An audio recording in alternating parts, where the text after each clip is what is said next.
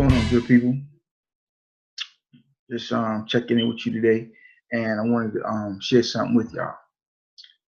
I believe our law enforcement community is under tremendous amount of stress, from the agency to the community and politicians who fail to empathize with the dangers of police work. Police officers are constantly attacked and critiqued about the way they perform their duties.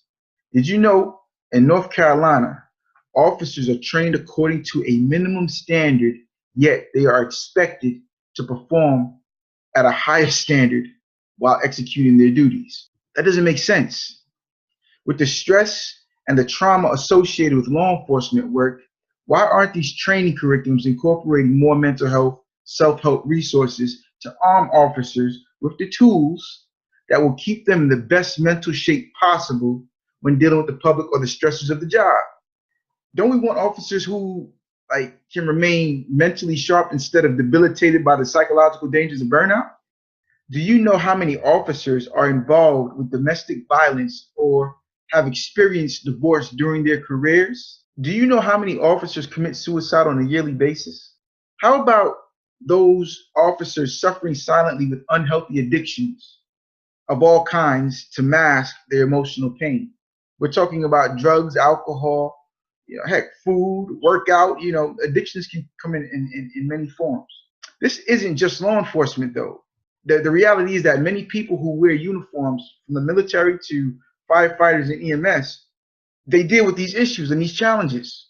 Yet, not enough is being done to help them from a psychological standpoint. I tell you what, though, you can count on me to advocate for first responders, especially law enforcement, to receive mental health support in their training and throughout their law enforcement careers.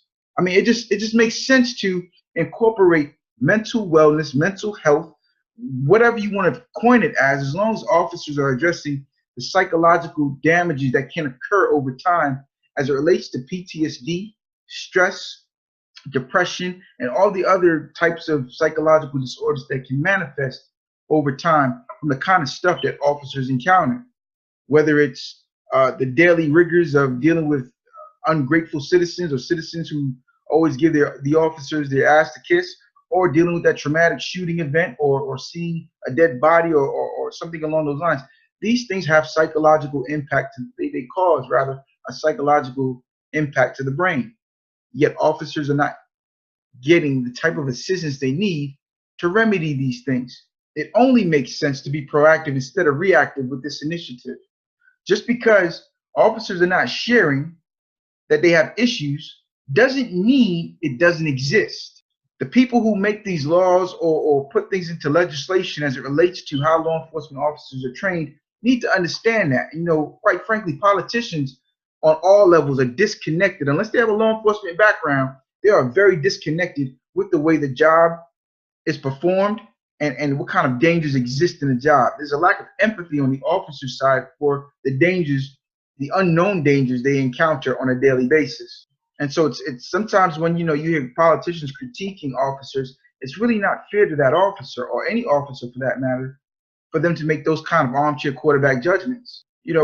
As a society, we understand that the fictitious cloud of shame and fear forces officers with huge egos and pride to consider counseling as a feeling of some type.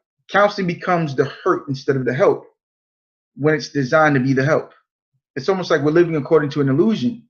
I was once that officer. Denying that I had mental health issues created problems that could have been avoided. However, my agency wasn't aware of the signs, nor did they have anything in place that made me feel safe enough about getting help. I suffered in silence. Change was the most courageous thing I ever had to do.